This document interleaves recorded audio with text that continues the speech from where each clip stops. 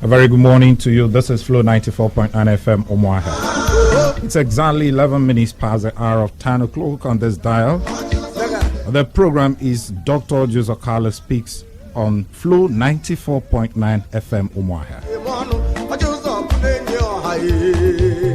My name is Ginika Oloha, reporting for duty as always, and I'll be doing this program with the regular, talking about the Southeast Media Aid to Dr. Orji Uzor Kalu, Honorable Madukokoro. Good morning and welcome. Good morning, Ginika, and good morning, the good people of Abia State, God's own state. 7 days ago, your principal has been, his election has been reaffirmed by the Court of Appeal. How did you receive it? Well, I think, first of all, let me thank Almighty God for never disappointing us again. He has never looked down on Orji Uzor Kalu. Neither has God forgotten him, or has God left him to be by himself. When I was in this program, I succinctly put it to the folks to relax, be calm, that the decision of the court will soon come down, and that decision is going to be positive. And I told you that as a student of school of positive thinking, something will happen, and we are going to glorify Almighty Jehovah. And I want to use this opportunity to thank all the folks in Abia North, people from Bende local government, people from Isupueto local government, people from Umunochi, Abreba, Ohafia, Abreba, Arochukwu local government. We want to thank all of you for standing firm behind the distinguished Senator Orji Uzor Kalu, for affirming that you believe in the young man, you believe in a man who has given his life to the betterment of the people, a man who served 8 years in Abia State and for good governance, and people welcomed him. He did well, and he passed the baton over to a lot of folks who are doing well in government today. Without Orji Uzor Kalu, a lot of folks would not have been where they are politically today. And we thank Almighty God that he has listened to the cries from heaven and knew that Orji Uzor Kalu is a senator, not a senator for himself, but a senator for the good of Ndabia North, not a senator for Ndabia North alone. Makodimma Abia, Makodimma Nde Nigeria, Makodimma Ndibo, Ndewo. Okay, let's look at the reaction of the man that actually took you to the tribunal before you now appealed that particular decision of the lower court, talking about Senator Mao Huabungwa, that represented the zone, that's Abia North. He said that particular judgment of the appeal court is a miscarriage of justice. He went on to say that he doesn't like the way the whole thing went. Of course, understandably so, because he actually lost that.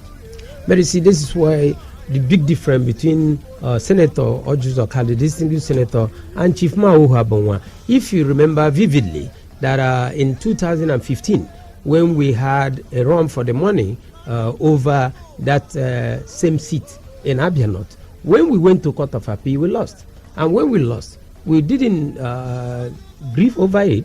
The distinguished senator now called Mao Huabungwa and congratulated him for. He did? Yes, we did. Everybody knew that. We did. Uzor Kalu is not a sound. But you agree with me that it was really a bitter pill to swallow. Well, that's the funny thing about life. Some things can come your way, and sometimes things cannot come your way. But you see, in this thing, we are not talking about individuals. We are talking about a lot of folks. You are trying to represent the mindset of the people, not your own mindset. And I think that if Chief Mao Huabungwa, whom we have extended olive branch to, which he might not swallow it easily, but we have extended olive branch not because of Mao Huabungwa, but because of the sake of the people of Abia North. This issue is not about Dr. Orji Uzor Kalu, this distinguished senator. This issue is not about Chief Mao Huabungwa. This issue is about good governance. This issue is about touching the lives of the people. This issue is about delivering the dividends of the real practical dividends of democracy. This issue is not about political talk. So that's what we're saying, that Chief Mao Huabungwa would have known that God has spoken. And when God speaks, you can't challenge God, because God speaks through man. God does not send his message directly to all of us from heavens. God uses human beings to achieve the ends that what he wants to do. And God has done that using Chief Dr. Orji Uzor Kalu, the distinguished senator. And I believe the senator, in his magnanimity, has extended his hands and said, let's work together. Not for Orji Uzor Kalu. Has he accepted that? We send that to him. I think that Kunle Oyewumi, one of my colleagues working for this Dixie's restaurant, he's our legislative head.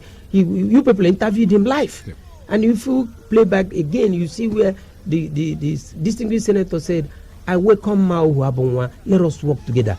Abia North needs collective responsibility. Abia North does not need selfish interest, and that is what has been killing people in Nigerian politics. Everybody wants to work for himself or herself when you don't think about the good of the people, and that's the big difference. So it is clear, it is open there that Dr. Orji Uzor Kalu, the executive senator, has asked Chief Mao Huabonwa, come on board and let's work together. Working together doesn't mean that we are going to give him an office and make him a legislative aide or make him a special advisor assistant, but working, knowing that you are from Abia North, Orji Uzor Kalu is from Abia North, we are all from Abia North.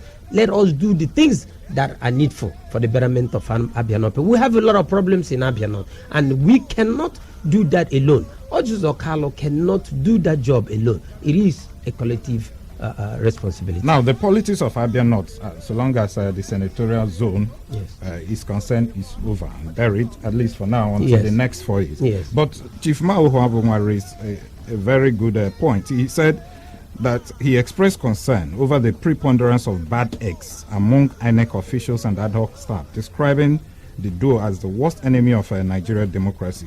Obviously, he believed that there is this connivance between the INEC officials and probably your principal that went ahead to announce him the winner of that election, even before the whole election collated. I believe that Chief Mao Huabonwa should have grown beyond that. As a man who's responsible, as a man who loves his people, you know, in the bane of Nigerian politics, always blame, blame, blame, blame. That is the bane of our Nigerian politics. We like to do the blame game. Something that has happened, nobody is perfect. You are not perfect, I am not perfect. Even Jesus Christ himself, when he walked on the face of the earth, he knows he was not perfect. So what we are trying to say, this is belated now for you to be blaming INEC. It's belated now for you to blame the courts. Yeah, sure. What you need to do is say, well, the courts have spoken, the people have spoken. So what I need to do is to work with Senator Orji Uzor Kalu to make sure that the dividends of democracy gets to Abia North people. For instance, getting to his home state, Arochukwu and Shen Kingdom, is not easy. He's supposed to bring up proper ideas that will be conducive for us to move ahead for the betterment of the poor people. If you go into the hinterlands, like Okono, or go to Ane, or go to Abia, in Onhafia local government, you see people are suffering, people that are living in the hinterland. Nobody talks about them.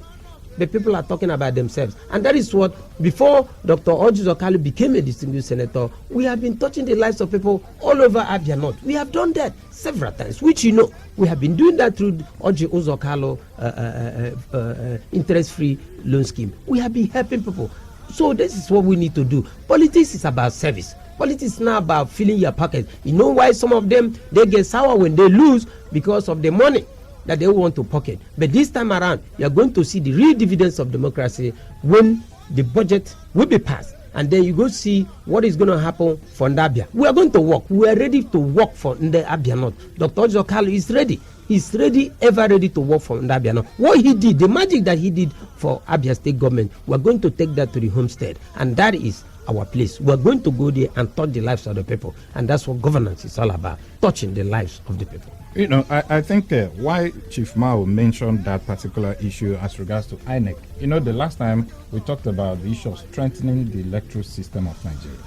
In the build-up of 2019 election, your party leader, the president, refused to sign that amended electoral act passed by the National Assembly. Obviously because he had interest, because he was actually a contestant in that contest. Now the elections are over. And there's this general call that there's a need to strengthen the electoral system of Nigeria to at least address some of the issues raised by Chief Senator Mao Huabonwa, where he said he's no longer a senator. Don't be saying senator. He was senator. Former senator of Abia North. He's still a senator. No. He's not a senator. He's not a senator. The issue we are talking about now is how do we strengthen the electoral system of Nigeria so that we'll have less litigations on the court? I agree with you. But Mao Huabunwa was there for 4 years. Mao Huabunwa has been there in the Federal House of Representatives for 8 years. Why is it that he could not come up with this idea that is coming up now? How do you strengthen INEC? These are the jobs of the legislators. Well, they did in the last. How did they do assembly. that? Now you can't put anything. The president refused to sign that bill. No, you can't rush anything to the throat of the president. He has to look at those things. There were loopholes. There were loopholes in that electoral law. He returned it like 6 times. Of course, because there were people that had hidden interest. The former Senate president had hidden interest. There were cabal that had hidden interest over that the electoral law. They wanted the thing to suit themselves. But now what we are trying to say, everybody has agreed, we need to strengthen INEC to make it a better instrument for our political process. And it's going to happen this in the 9th Senate. Watch what will happen. But there is not going to be hanky-panky anymore. Everything is going to be out there in the open for the interest of all Nigeria, not for the interest of those that want to stay in power and continue looting our funds. That was why President Muhammadu Buhari refused to assent to that. He can't assent to anything you give him. He is the president. The box stop at his desk. If he had signed those things, I don't think would have even had strengthened INEC. Would have had a lackluster INEC. So to this period, this 9th session, you are going to see work being done. The president of the Senate is a hard-working man, effective man. You see how he's controlling the business. For the first time, the Senate and his synergy with the executive. That is what politics is all about. That is what good governance calls for. So what Chief Mao Huabunwa is saying now is belated. He would have done those things when he was a senator. He didn't do that. He didn't even come out to say, no, this thing must be signed. He should have raised his voice on the floor of the Senate. He never did anything. He was busy talking about frying pan. And that is the problem. Now let's look at the judgment of the Court of Appeal. Yes. The Court of Appeal said the tribunal erred, by giving the Chief Mao Huabunwa the prayer by granting him the prayer that he did not ask for. Yes. But I also know that Chief Mao Huabunwa never asked the court to declare him winner, but that there are some areas, polling units, where the results were not collated yet, and they went ahead to announce your principal. Yeah, and that was his prayer. Yeah, no, you are not a lawyer. You weren't in court. Don't speak on behalf. Don't speak. Say this is what Mao Huabunwa was said. Now, if you read that judgment very well, the Court of Appeal, even though I'm not going to speak extensively on that because our barrister is come, Barrister Perfect Okoro is going to be here. The man who handled that matter is going to be here to explain everything, throw more light on what transpired. But as a layman, as a political scientist, I'm not a lawyer, but you know that you cannot be giving what you never asked for, because the tribunal tried to become Father Christmas. So what Mao Huabunwa asked with his party, what they asked was for Bende to be cancelled, and then Arochukwu to be cancelled. But the tribunal went beyond that to give him what he never asked for. That is not what I am saying. This is what is on the judgment paper. So what I'm trying to say is that when the lawyer comes here, the man who handled our matter, he's going to speak extensively on that. Then you'll be able to ask him those questions. He's very much qualified to respond to those legal issues. Okay, now let's go to the national now. The hate speech bill. Yes. It's tagged the National Commission for the Prohibition of Hate Speech Bill. Yes. Right now it has gone past the first reading of Yes. the National Assembly. Yes. Everybody is expecting that at least your principal, the likes of your principal, Dr. Orji Uzor Kalu, who everybody knows to be very, very outspoken, especially when it has to do with the people. And he hasn't spoken out. How in the case where the National Assembly, which he is a member, is trying to enact a bill or pass a law saying that people should be killed once you make a hate speech. Ginika, I don't know using the word people should be killed. You don't just take life. Yeah, but you use the word, say by the law, by hanging, not people should be killed. You don't kill anybody anyhow. But you see, when you are meted, a sentence is meted out to you, it depends on what you do. You know, there is something a lot of folks don't understand about this hate speech. You see, it's so dangerous. What you write with the pen, what you say with your mouth, more than a barrel of gun. See, people don't understand, because you can't just become a blogger today.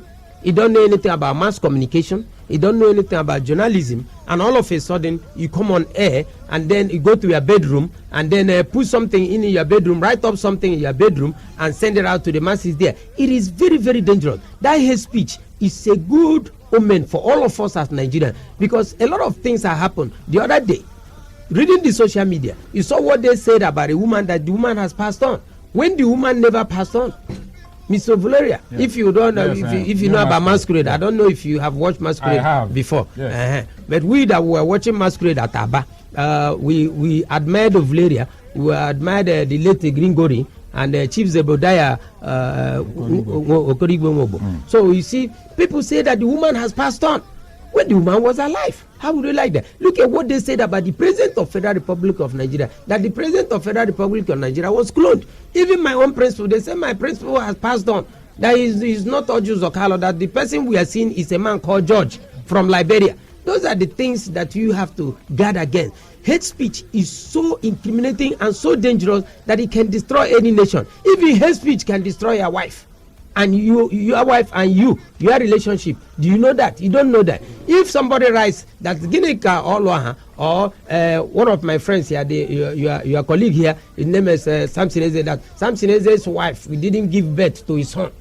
When he knew that that was his product, it came from him. What will you say? How will you say that? So we have to guard against hate speech. That thing can ruin marriages. That thing can ruin society. That thing can ruin the world. Hate speech led to Hitler doing what he did in the world today. Hate speech has led to so many, even hate speech even caused wars in so many countries. We have to guard against quack journalists. We have to guard against quack journalism. That is the problem we have. Every Tom, Dick and Harry opens up a little thing on social media, he becomes a mass communicator, he becomes a journalist. We cannot afford that to happen in Nigeria. I think the Senate is doing the right thing. The hate speech must go. Anybody caught doing the hate speech, the law will take its course. If he means by hanging, so be it, because you cannot destroy my marriage, telling me that my son does not look like me, that my son was not made by Madukokoro, when you know that that was my son, that is my blood, and then you are writing everything and throwing it to the world.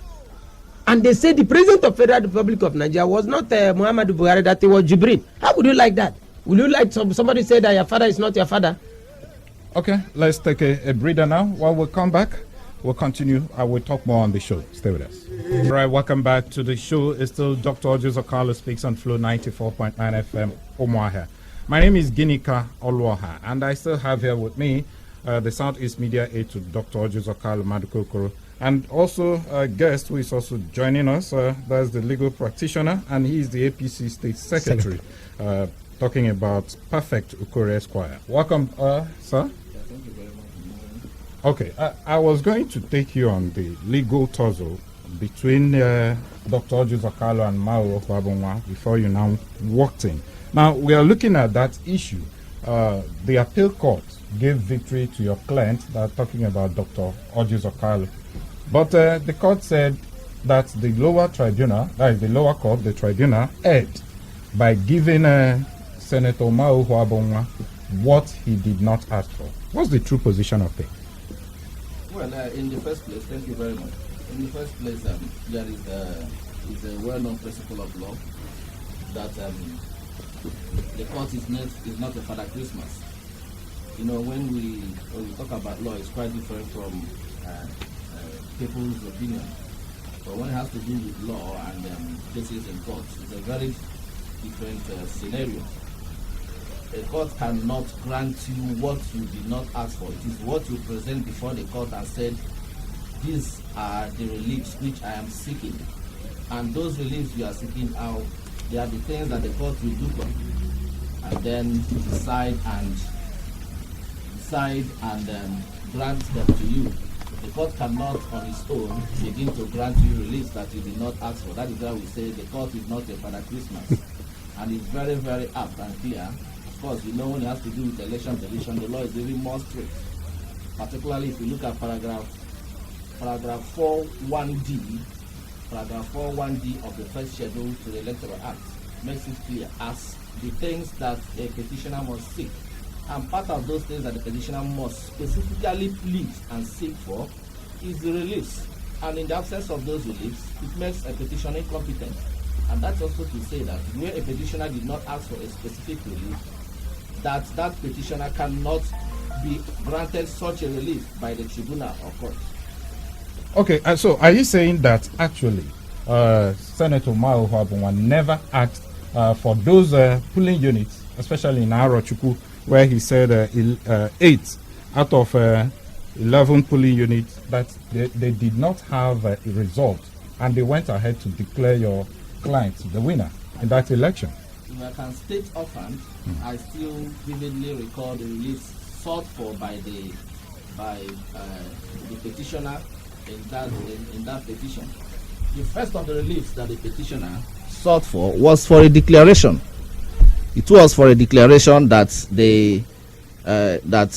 our client, that is Senator Orji Uzor Kalu, did not win the majority of the lawful vote cast. That is his first relief. And then he also proceeded to say that may it be determined that elections in Bende and Isukwato be nullified on grounds of non-compliance. And he now went further to seek for, as an alternative relief, that the entire elections be nullified. These are the reliefs that he sought for. And what we said was that the tribunal on its own went on its own expedition. Of course, the Court of Appeal agreed with us that he never asked for nullification of any polling unit result in Arochukwu or Ohafia. There was no pleading to that effect.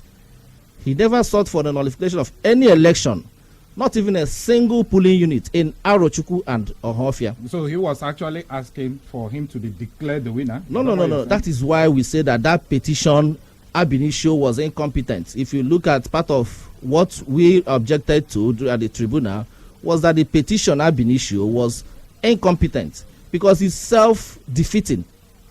The petition was self-defeating.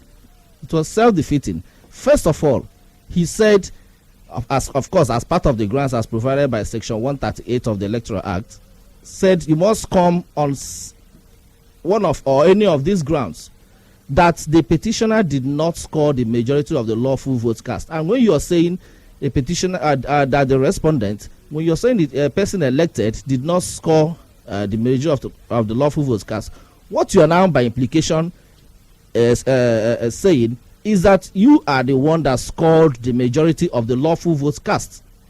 But he never said that I be declared as the one that scored the majority of lawful votes cast, as required by Section 140 sub 3 of the Electoral Act, because it's a specific statutory relief. Once you are coming on that ground of majority of lawful votes cast, you must ask that you be declared the winner. But let me tell you, because when people talk and when they go to the media and start making some insinuations, I laugh. If you look at the petition, because he felt, I know the problem that the lawyers that prepared the petition ran into was that intentionally they felt if they go and bring all the results that they concocted and put it together and then put it in a petition and then do the calculations, that they will still win. But they went and brought all those results that they concocted, pleaded it in the petition, put it, but when they now did the final computation, they realized that our client, the distinguished senator, was still leading him. He's still leading him, and then they found themselves in a quagmire that they cannot go forth. They can't go front or go behind. So they now left that in black. And this is what makes that petition part of it, partly incompetent. Okay, let me ask you. I know that before Mao approached the court, yes, Orji Kalu was leading with 10,000 votes, if I'm correct. Yeah, you are. Good. Now, how many votes were was left before he now said that they should cancel some polling units? How many votes were they looking for? It is still the same 10,000 something, the margin of lead of 10,000 something, some fractions that you were talking about. What we are saying is that they put themselves in a confusion. The petition was self-defeating, self-confusing. They don't know where they are going. They started by towing the line that they may likely get the majority of the vote if they bring in all the results that they concocted. But when they now on their own did the calculation, they realized that it's not giving them any lead. So they now left that hanging and then now proceeded on another arm, which is also wrong. And that is what we are saying, that the petition ab initio was incompetent. It was incompetent, and that was why you saw that after saying cancel Bende and Isukwato. At the court, they now started making another request, contrary to what is in their pleading. Okay. Contrary to what is in their pleading. What is in their pleading is that we want elections in Bende and Isukwato to be cancelled. And we looked at it, we prepared and profiled our defense on that. And then the tribunal went on its own expedition and now said, no, I'm going to cancel this. There is no such request. From where did he get that request from? That was not the case before the tribunal. And that's why the Court of Appeal agreed with us and said, yes, that the tribunal lacks the jurisdiction to begin to make such grant such order. Okay, as a lawyer now, will you agree with me that the Electoral Act, as it stands today, is faulty, considering the level or the volume of litigation we are having each time there's elections? The Electoral Act is not faulty. It is our state of mind that is faulty. It is not the Electoral Act. We have every law that is required to meet our electoral expectations. That is, if all our institutions will be strong and resolute, and if we also, the electorate and politicians, will also be honest to ourselves and proceed and approach our electoral process in the most modest and fair disposition. The electoral law is apt and is quite enough so as to give us whatever that we require as an outcome of a due and positive election. Now, let's look at the issue of card reader. Yes. Is it a kind of device that can be used to prove your case in court? Well, it depends on the way the lawyer is coming. If you look at it prior to 2015, or there has been this because the Supreme Court, of course, personally, I would have wished that the Supreme Court makes pronouncements supporting the use of card reader or authenticating its use for electoral process. But I also want to tell us that most lawyers don't know. In same 2015, there was an amendment to the Electoral Act which empowered INEC specifically, to devise any means which they feel is proper for them to use to have a smooth conduct. And they came up with a card reader. No. The issue of card, by the time the card reader was introduced for the first time, that amendment has not been made. It was when the Supreme Court gave that decision to say that this card reader is not part of the Electoral Act and there is no such power by INEC to begin to, and that it cannot override the provisions of the Electoral Act. The National Assembly looked at it and said, okay, let us now give INEC more power so as to enable them to justify the use of card reader. And that was why that amendment to the Electoral Act was made in 2015. I think sometime in March or May 2015. And that act, if interpreted, because it has not been presented before any court for proper interpretation, empowers INEC to use any means, even it could be any means which they feel is proper to achieve a very smooth conduct of election, which includes the use of that card reader. And that particular section, if properly argued, I know the Supreme Court will validate the use of card reader by INEC, because that section or that amendment empowers INEC to devise any means to the best of their knowledge they feel is adequate for them to give us what we require. Okay, legally speaking now, what do you think should be the way forward in making sure that we have a credible pool in our subsequent exercise? The way forward is for us to have strong institutions.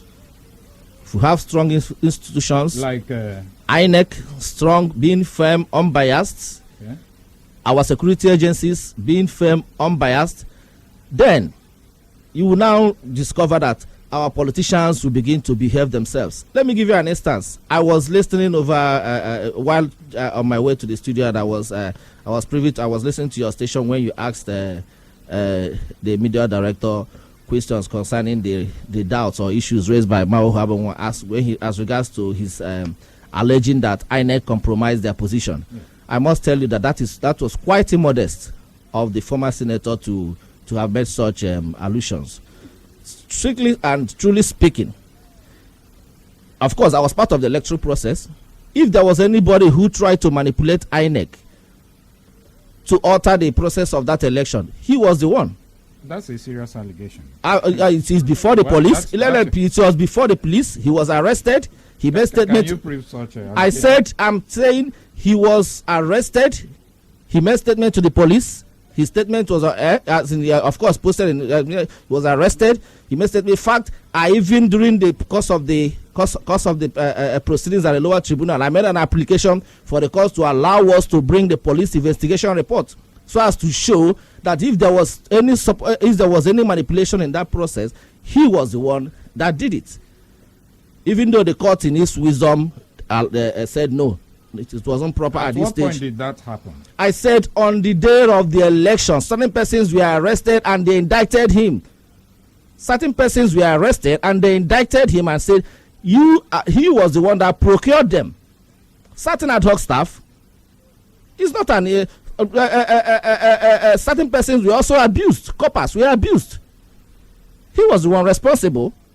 He went to court to challenge, to say that his right was being violated when the police got him arrested, and he lost. They are all on record. So when they come on air and say certain things, that I just look at it as that's the theory of a drowning man. Okay, it's time to go to the phone lines. Let's get the views of our listeners, and the numbers to call are 080-8182-6949. I take that again, 080-8182-6949 or 0811-605-2949. We have the SMS line, which is 090-651-08289. Now, let me come to you, Honorable. There's a rift in your party. Now, the national chairman of your party, talking about Comrade Adams Oshomole, has just been suspended by all the local government APC chairmen in Edo State. What is your reaction to that? I think the state secretary of my great party will do justice to that. That is why he doubles not only as district senators council, he's also the great party's Kofi Anano. He is here. He will handle it more than Maduko Okoro can handle. You've lost like 5 states. Talking about he will handle all that. You ask him this. He's the state secretary. Let him handle it. Okay, yes, you mean APC. Yes. You can ask him. But then again, I want you to talk on this. Okay. You've lost like 5 states in the last election, Oyo, Zamfara, and the rest of Bauchi, Adamawa, and the rest of them, with the kind of leadership style of your national chairman.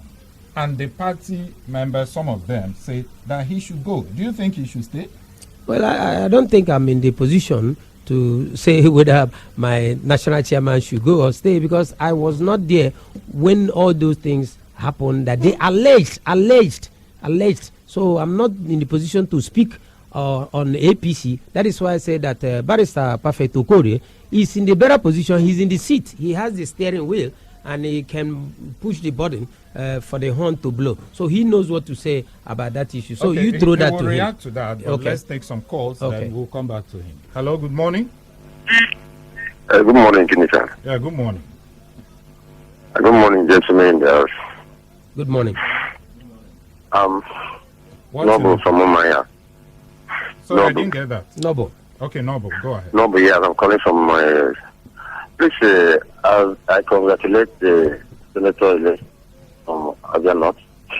Not senator elect. This distinguished senator. He's been senator. He's a choice of language. He's a choice of language. Where you say His Excellency or it's a choice of language. As a senator elect, that's why I choose to call him. You don't have to put what in my mouth. So what I'm trying to say is, we talk about this election. Election has come and gone. What we're expecting as Abian is the dividends of the democracy. We don't have to beat drums or maybe become sacrifice from this one. And one thing I want to point out, there's a statement you made that about HP. I remember when they were going about campaign. I remember when the APC wanted to come and give the aspirants for the APC in the stadium here. The man who is a minister now, Orji Uzor Kalu. Yeah. So what happened was that you are the man who is a senator elect in Abia now was thinking about the former governor as a chief and calling him a chief in one language. Though I don't understand the language was thinking. People were singing all the time.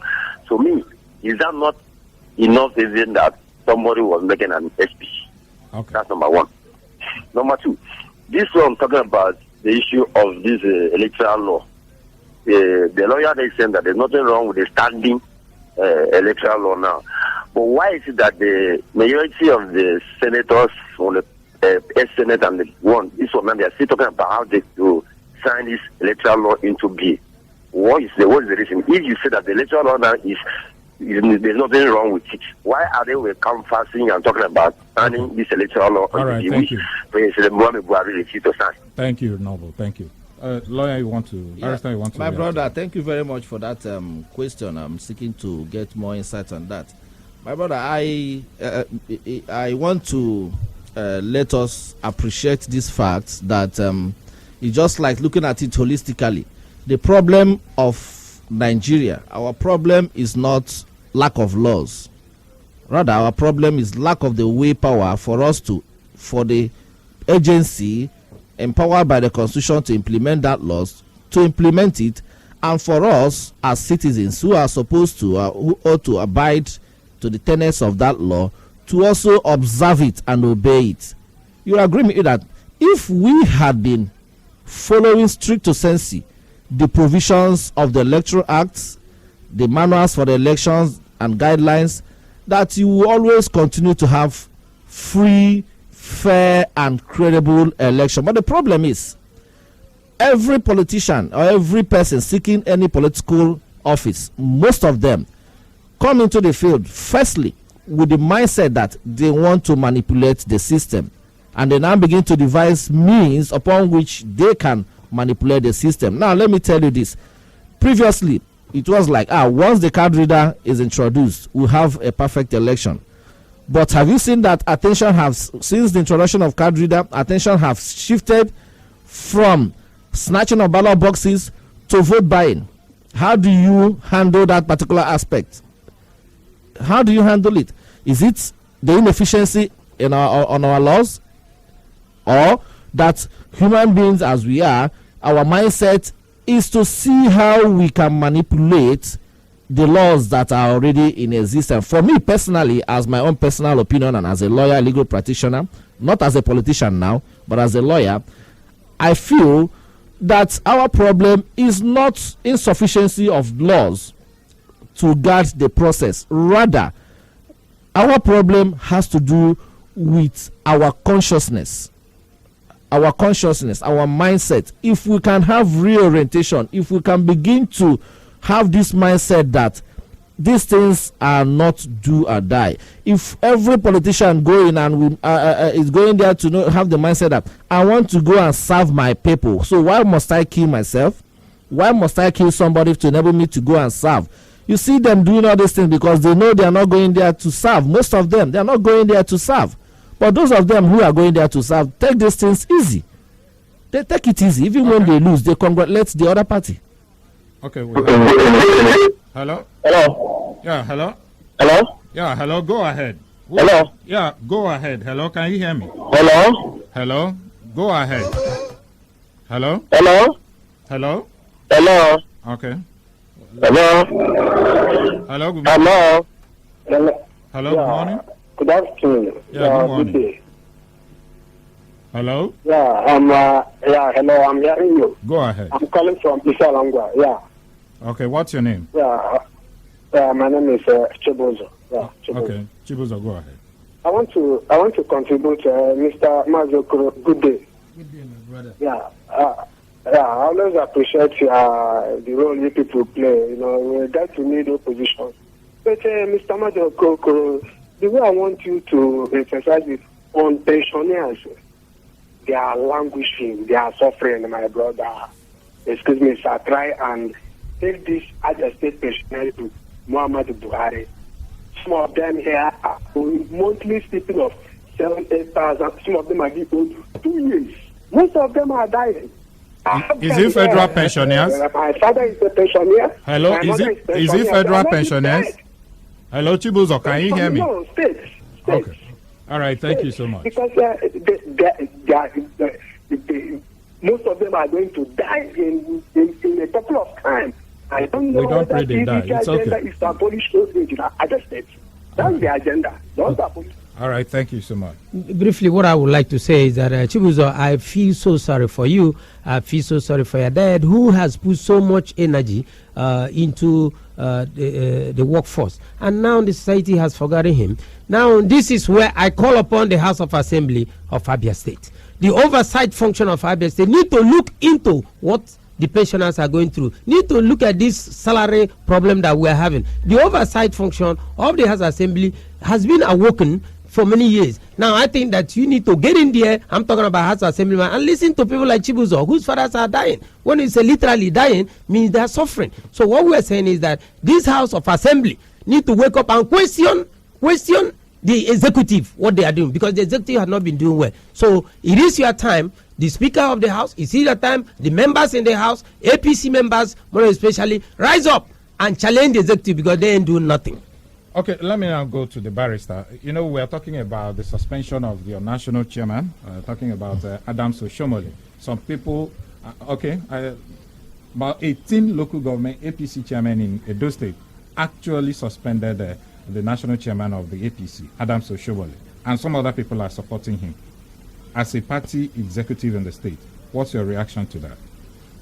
Well, I don't see it as being abnormal. The situation in the party right now, when you have a large house, you're always bound to have people with divergent opinion, but it's now the process upon which these opinions and are harnessed, and how they are harnessed is what is utmost important. In your opinion, do you think the national chairman is leading the party right? Well, I think the national chairman came into the party, and at the time he came into the party, we needed him. We needed him, and he came in and he harnessed the party, and we went to the election, and we still retained, the party still retained its dominance in the country, and we came out successfully during the last presidential election. And I also think that the national chairman is doing well. Even when at times when I look at things happening, I laugh.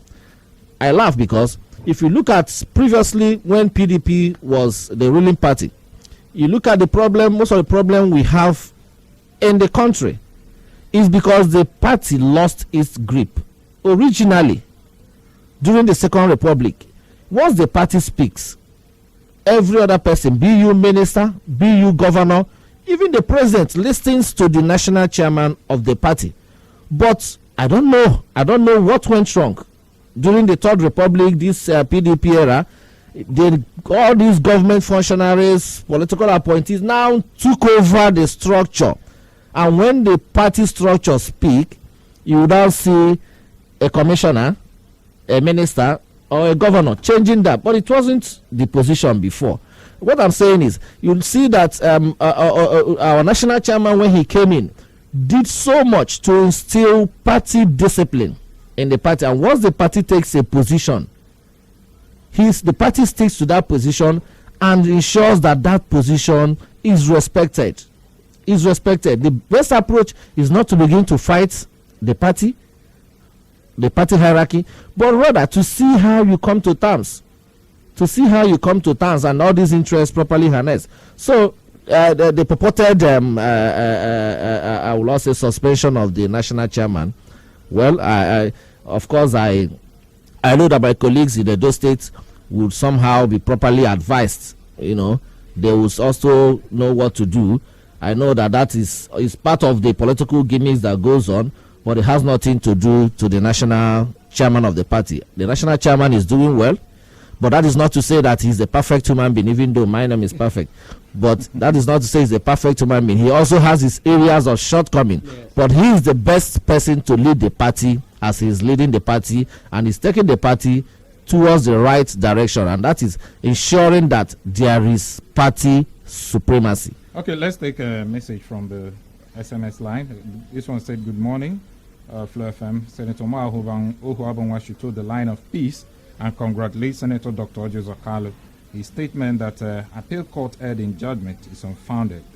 Abia North must move forward." Well, I think we're almost out of time. Let me sincerely thank the Southeast Media Aide to Dr. Orji Uzor Kalu, Honorable Maduko Okoro, for being part of today's show, and also the APC State Secretary. He is also a lawyer, talking about Perfect Okore Esquire. Thank you so much for coming on the show. Thank you very much. My name is Ginika Olwaha. Till next week, I will always advise, please do stay out of trouble.